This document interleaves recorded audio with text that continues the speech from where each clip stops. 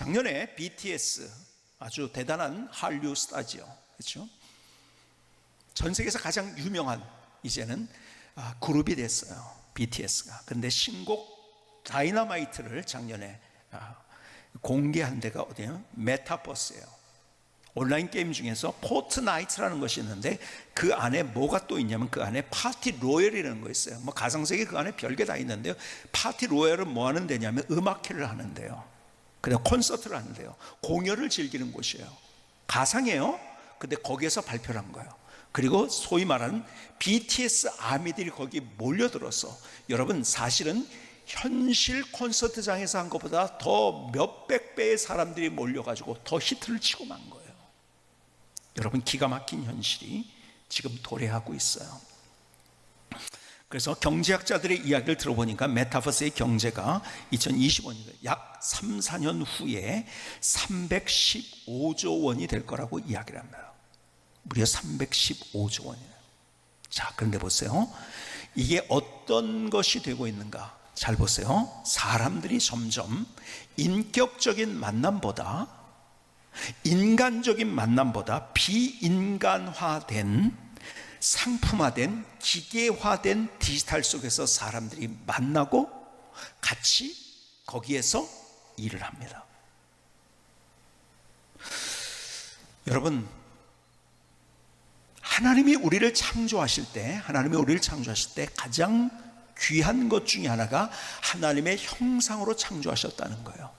그 안에는 인격적으로 우리를 창조하셨는데 그 인격적인 것이 없어지고 이제는 디지털화돼가는 그런 시대를 우리가 살아가고 있어요. 자, 이런 거예요. 지금 10대들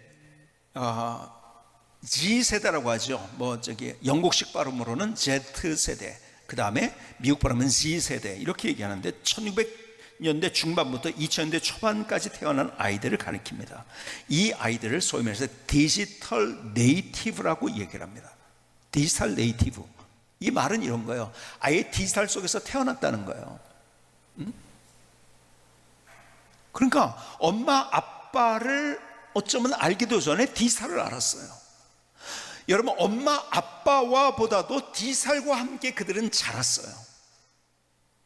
그래서 그들을 디지털 네이티브라고 얘기합니다. 디지털이라는 것은 아날로그와 반대 개념을 가지고 있어요. 그것은 비인격적이고 기계적이고 디지털화된 삶을 의미합니다. 그러기에 여러분, 우리가 가지고 있는 인격적인 것이 무시되는 그런 공간 속에서 그들은 대부분의 시간을 지내고 있는 거예요. 여러분, 사랑이라는 단어가 있어요. 여러분, 진화론자에 의하면 사랑이 더 진화가 돼야 돼요. 그런데 사랑이 더 퇴화가 되고 있어요. 옛날엔 사랑이라는 말을 들었을 때 그것은 감격이었어요. 사랑이라는 말을 들었을 때 마음이 뜨거웠어요. 마음이 설레었어요. 그런데 더 이상 그런 사랑을 어디에서 만나보기 힘든 시대를 살아가고 있어요. 자, 보세요. 예를 들까요? 데이트 폭력이 굉장히 많아졌다는 이야기를 합니다. 뉴스에 계속 나오고 뉴스에 안 나오는 수많은 데이트 폭력들이 많아요. 여러분, 그러다가 죽이기까지 해요, 상대를. 사랑하는 사람이요. 여러분, 사랑이라는 것은 인격적인 만남이에요. 그렇죠? 그래서 서로 공감해주고 위로해주고 서로 격려해주고 손잡아주고 서로 세워주고, 이게 사랑인데 인격적인 사랑이 이제는 없어져 버렸어요. 퇴화가 돼버립니다. 그리고 가상 공간 속에서 살다 보니까 인격적인 만남이 아니라 내가 누구를 사랑하면은 그런 인격적인 관계를 갖는 것이 아니라 관리의 대상으로 전락을 합니다. 자, 가상 공간에 들어가서 아니면 디지털적으로 사는 사람들은 가가지고요, 자기의 모든 것을 자기가 할 수 있다고 생각하고 다 관리를 합니다. 거기서는 인격이 없는 거예요. 그러니까 인격적으로 그들이 자라나질 못해요. 그러다 보니까 그 속에 있다가 거기에서 상대를 사랑이라는 것을 모른 채 내가 사랑하기 때문에 내가 이렇게 관리해야 된다고 생각을 하는 거예요. 기계적이 되어버리는 거죠. 여러분, 진짜 행복이 뭔지 아세요? 진짜 행복은 내가 높아졌냐, 많은 것을 소유했냐, 숫자적으로 내가 어떻게 됐느냐, 이것이 우리의 행복을 좌우하지 않습니다. 절대로. 자, 돈을 제일 많이 번 사람 행복해야죠. 그러면 그렇지 않거든요. 요즘 근래에 여러분들이 보시는 마이크로소프트에 대단한 자선사업가 같고 돈도 많이 벌었고, 그런데 그 내면을 보세요. 얼마나 불행한 삶을 살고 있습니까? 신문에 나오는 이야기들이에요. 절대 행복한, 여러분 진짜 행복은 뭔지 아세요? 인격적인 만남 속에서 진짜 행복을 누리는 거예요. 우리가 내가 어떤 것을, 자, 계속 말씀드린 것처럼 어떤 슈퍼스타가 있어요. 어떤 뭐 가수가 있어요. 아니면 탤런트가 있어요. 영화배우가 있어요. 수많은 사람들이 자기를 향해서 박수를 칩니다. 그래도 외로워요. 행복하지 않아요. 그래서 자살을 합니다. 왜 그럴까요? 인격적인 만남이 없기 때문에. 단지 박수일 뿐이지 자기하고 인격적인 만남은 없는 거예요. 여러분, 자살하는 사람의 모든 사람들은 자기와 인격적으로 만날 수 있는 사람이 없는 사람이 자살을 하는 거예요. 이해해 주는 사람이 없으니까, 공감해 주는 사람이 없으니까, 함께 격려하고 같이 손잡아 주는 사람이 없으니까요. 불행한 거죠. 여러분, 예를 들어서 내가 유명한 사람을 알아요. BTS를 알아요. 예를 들어서 내가 만났어. 그게 나를 행복하게 해줄까요? 자랑은 될 수 있지 않을지 모르지만 그것이 나를 행복하게 해주지 않아요. 아니, 오히려 무명의 어떤 사람, 다른 사람이 알아주지 않는 어떤 사람이 있다 할지라도 그 사람이 나와 인격적으로 서로 소통하고 공감하고 내 마음을 알아주고 서로 격려해주고 이런 사람이 있다고 한다면 그 사람은 행복한 거예요. 사람들은요, 마치 마약을 먹으면 어떻게 되죠? 막 기분이 좋다고 하잖아요. 그 마약 중독이 돼요. 더 불행하게 되는 것처럼, 그런 것들에 지금 현재 이 세상에 펼쳐지는 그런 모든 것들 가운데 그것이 결국 불행을 갖다 주는데 그걸 지금 쫓아가고 있는 거죠. 근데 문제는 뭐냐? 우리가 그렇게 살고 있지 않아요. 하나님을 믿는다 하면서도 우리가 그런 삶을 살고 있지 아니하는 거죠. 성경은 분명하게 얘기합니다. 어떤 삶이 행복한 인격적 관계를 가진, 그래서 관계를 먼저 얘기합니다. 그래서 주님께서 베드로에게도 여러분이 아시는 것처럼 내가 나를 사랑하느냐, 인격적 관계를 먼저 얘기하시고 그 다음에 이의를 주셨어요. 근데 우리는 이의를 먼저 갑니다. 아니에요. 인격적 관계인 거예요. 자, 그런데 보세요. 성령님이 누구신가? 지난 시간에 여러분과 함께 본 것처럼 그분은 어떤 다이너마이트 같은 현상이 아니라고 했어요. 그렇죠? 기계적 현상이 아니라고 했어요.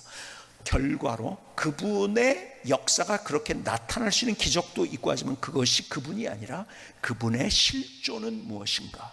인격적 초월자 존재라는 거예요. 자, 다시 오늘 본문의 이야기로 가볼까요? 계속 우리가 이 본문을 계속 보는데요. 요한복음 16장 7절. 그러나 내가 너에게 실상을 말하노니 내가 떠나가는 것이 너에게 유익이라. 내가 떠나가지 아니하면 보혜사가 너에게로 오시지 아니할 것이요 가면 내가 그를 너희에게로 보내리니. 보혜사라는 말을 지난주에 여러분에게 설명을 드렸어요. 파라클레토스. 그것의 핵심은 그거예요. 인격적인 초월자라는 거예요. 그래서 나와 공감하시고 그래서 나를 위로해 주시는 거예요. 그분은 인격적으로 그냥 어디에선가 계신 거 아니라 내와 내 속에서 함께 나를 위로해 주시고 나를 도와주시고, 그분은 헬퍼예요. 보혜사의 뜻이 그거라고 했죠. 그분은 나의 상담자고 나에게 조언해 주시고 지혜를 주시고 나를 지지해 주시는 분. 성령님은 나와 인격적인 관계를 갖기를 원하십니다. 퍼스널 릴레이션십을 갖기를 원하세요. 근데 우리는 어떻게 하고 있는지 아세요? 다른 종교에서 어떤 신심을 가진 것처럼 그렇게 삶을 살려고 해요. 자, 예를 한번 들어볼까요? 다른 종교는요, 인격적 관계를 절대 얘기하지 않습니다. 제가 늘 얘기한 대로 하나님은 우리를 사랑하시는, 인격적이라는 거예요. 그것이 하나님은 우리를 사랑하시는, 어떤 종교에도 어떤 절대자가 내가 너를 사랑한다는 말이 없죠. 그렇기 때문에 다른 종교는 인격적이 아니에요. 거래하는 거예요. 보상을 주는 거예요.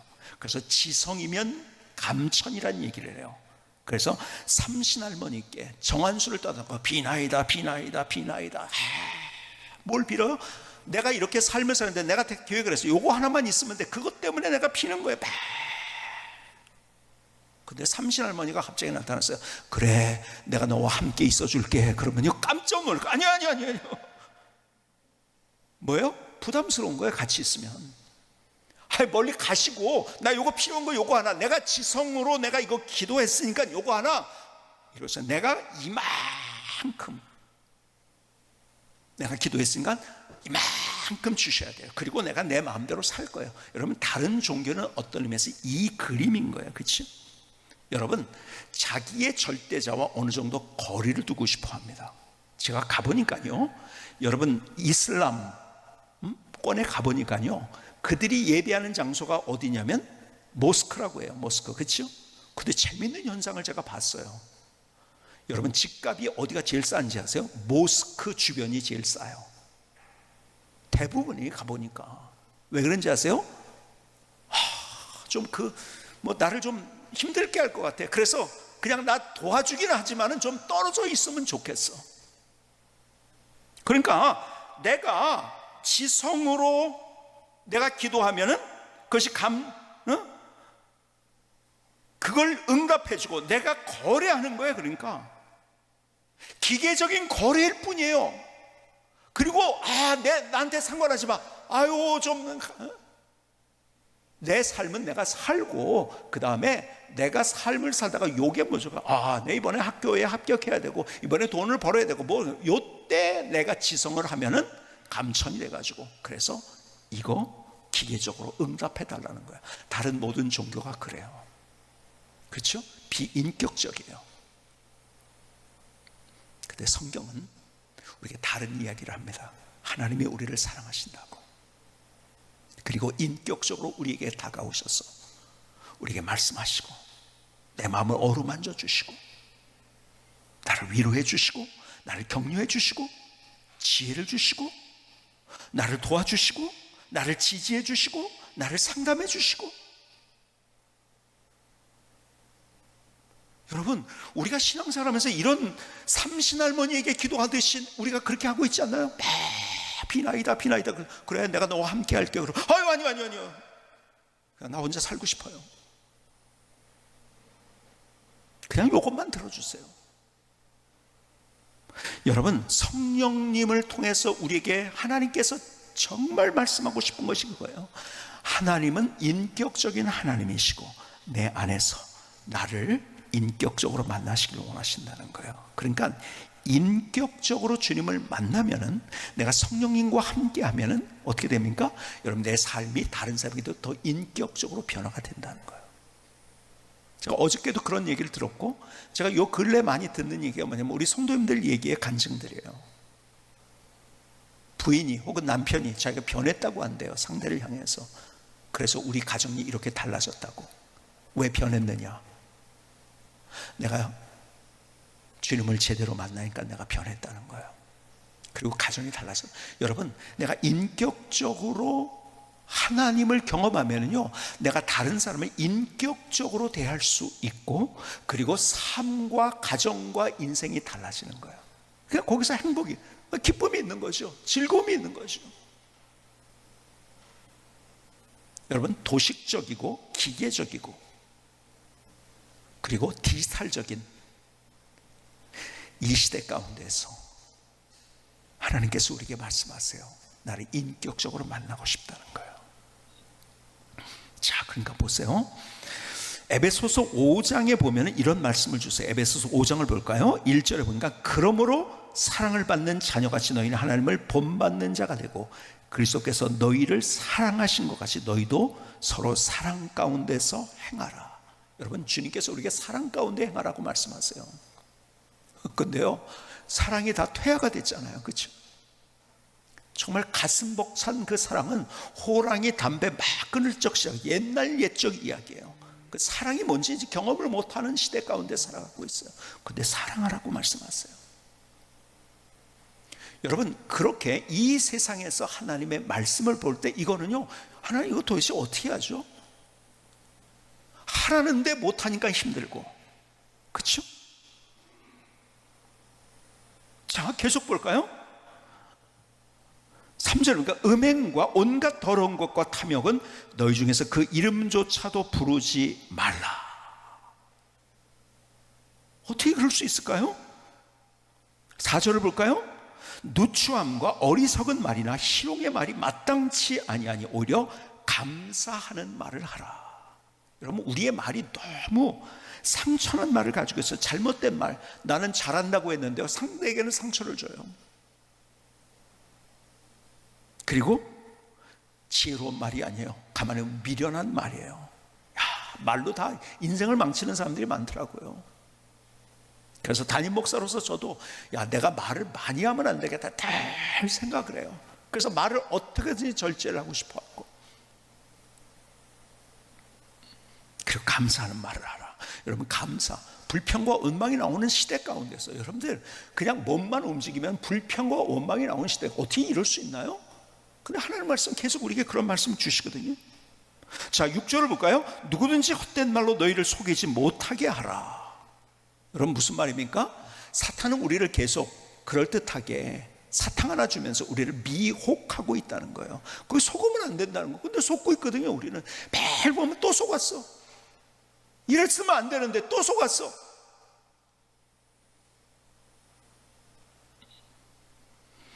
(8절) 볼까요? 너희가 전에는 어둠이더니 주 안에서 빛이라. 빛의 자녀들처럼 행하라. 빛의 열매는 모든 착함과 의로움과 진실함에 있느니라. 여러분, 착함, 의로움, 진실함, 우리는 그렇게 살지 못하고 있어요. 계속 볼까요? 16절, 그러니까 세월을 아끼라. 때가 악하니라. 여러분, 세월을 아낀다는 말은 헬라어를 그대로 직역을 하면 뭔지 아세요? 기회를 잡으라는 거예요. 여러분, 기회를 늘 지나간 다음에 아이고 그때 이랬어야 되는데, 그때 이랬어야 되는데, 왜 그런지 아세요? 지혜롭지 못해서 그런 거예요. 지혜로운 자는 그 기회를 잡습니다. 근데 우리가 미련한 거예요. 어떻게 우리가 기회를 잡을 수 있나요? 17절 계속해서 말씀하십니다. 그러므로 어리석은 자가 되지 말고 오직 주의 뜻이 무엇인가 이해하라고 말씀하세요. 어리석은 자가 되지 마라. 주의 뜻. 어떻게 할 때 그렇게 될까요? 18절이 답이에요. 18절. 술 취하지 말라. 이는 방탕한 것이니 오직 성령으로 충만함을 받으라. 여러분, 성령 충만과 술 취하는 것을 비교를 하고 있어요. 왜 그럴까요? 왜라는 질문을 하고 있죠. 전에 제가 옛날 저의 어릴 적 에피소드를 말씀드린 적이 있어요. 저희 집안에는 술을 먹는 사람이 없었어요. 아버님, 할아버님 다 목사님이셨으니까. 근데요, 어릴 적 아주 옛적 기억에, 제 추억 속에 하나 있는 장면이 뭐냐면, 오늘 친구네 집에 갔는데 아버지가 술에 취해 들어온 거예요. 저는 그날 술 취한 사람을 처음 본 거예요. 그러니까 기억이 너무 그때 선명해요.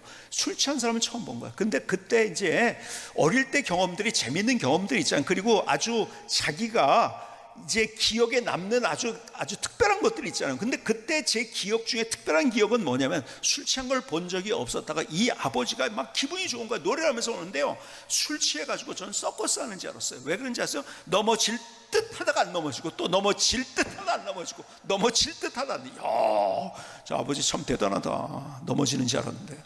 그러니까 어릴 때 그 기억이 그렇게 있어요. 술 취해가지고 들어오신 거예요. 그리고 자녀들을 다 불러봅니다. 첫째야, 둘째야, 셋째야, 넷째야 다 모여라. 왜 그런지 아세요? 주머니에서 지갑을 꺼내더니요, 야, 옛다 첫째 10,000원, 둘째 10,000원, 셋째 10,000원. 이야, 지금으로부터 10만 원, 20만 원도 넘을 거예요. 그렇죠? 너무 부러운 거예요. 아니, 세상에 저렇게 용돈을 받다니. 그래서 속으로 이런 생각을 했어요. 야, 우리 아버지도 술 한번 취하면 나도 횡재하는 건데, 술 취한 아버지 둔 쟤는 정말 행복하겠다. 부럽더라고요. 근데 그 다음 날이 됐어요. 아버지가 아이들을 다시 다 불러 모읍니다. 첫째야, 둘째야. 왜 그래요? 벌써 웃으시네. 왜 그래요? 너 어저께 얼마 줬지? 10,000원 가져오느라. 또 얼마? 10,000원 가져와. 다 뺏어가면. 어저께는 왜 그런 거예요? 술 취한 거예요. 그러니까 자기의 의식으로 한 게 아니에요. 술에 의해서 행동을 한 거예요. 여러분, 술은 처음 먹을 때 사람이 즐거워집니다. 그렇죠? 근데 그것을 계속 먹으면서 어떻게 되죠? 술에 의해서 행동을 하게 됩니다. 술 취한 건 술에 의해 행동을 한 거예요. 여기에 비교를 한 거예요. 성령 충만은 뭐냐? 나는 안 된다는, 그렇게 할 수가 없어요. 그렇죠? 난 사랑이 안 되는데 뭐. 원수 갚는 마음만, 화나는 마음, 분노하는 마음만 있는데요, 나는 안 돼요. 근데 성령께서 내 안에 역사하시니까 내가 사랑하게 되는 거예요. 내가 어떻게 그렇게 부드러운 말을 할 수 있습니까? 나는 안 돼요.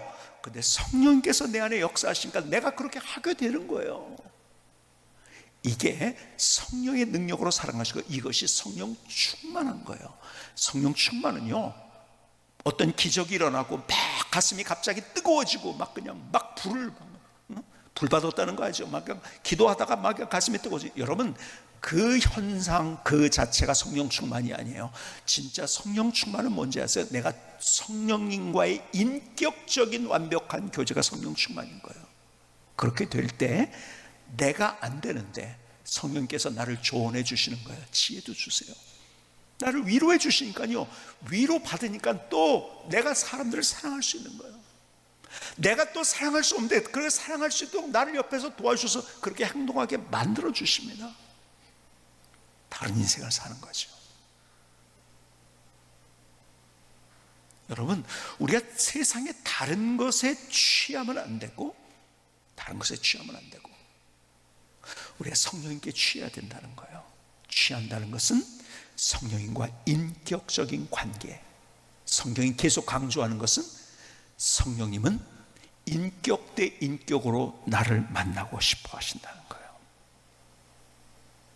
그래서 술 취하지 말라, 이는 방탕한 것이니 오직 성령으로 충만함을 받으라.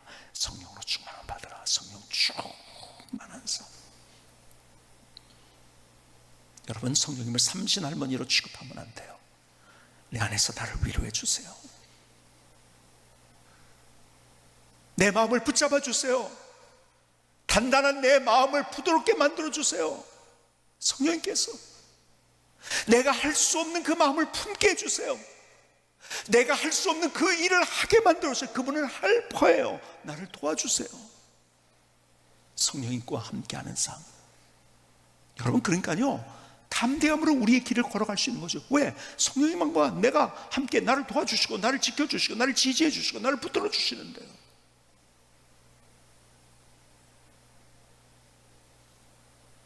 우리가 분리개척을 합니다. 분리개척을 하는데 불안해서 못 가겠다는 서 내가 그 다음에 어떻게 될까? 그래서 여러분, 그 불안이 없어지는 거죠. 성령께서 함께 하시니까요. 그렇죠? 그분이 주시는 담대함을 얻게 되는 거예요. 그러니까 나는요, 세상을 바라보면 늘 불안 속에서, 염려 속에서 있을 수 있는데, 근데 내가 생각지도 못한 평안을 내 안에 주시는 거예요. 왜? 성령께서 나를 지지해 주시고, 성령께서 나를 만져주시고, 성령께서 나를 위로해 주시고, 내게 그렇게 할 수 있도록 나를 만들어 주시기 때문에. 다시 우리가 그래서 한번 예배드리고 끝나는 인생이 아니라 이 예배를 통해서 정말 하나님을 만나고 그 만난 그 마음을 가지고 성령께서 내 안에서 역사하시도록 성령 충만한 삶을 살아가는 나의 인생, 여기에 소망이 있어요. 여기 희망이 있는 거예요. 성령 충만으로 새로운 인생을 만들어갈 수 있기를 주님의 이름으로 축복합니다.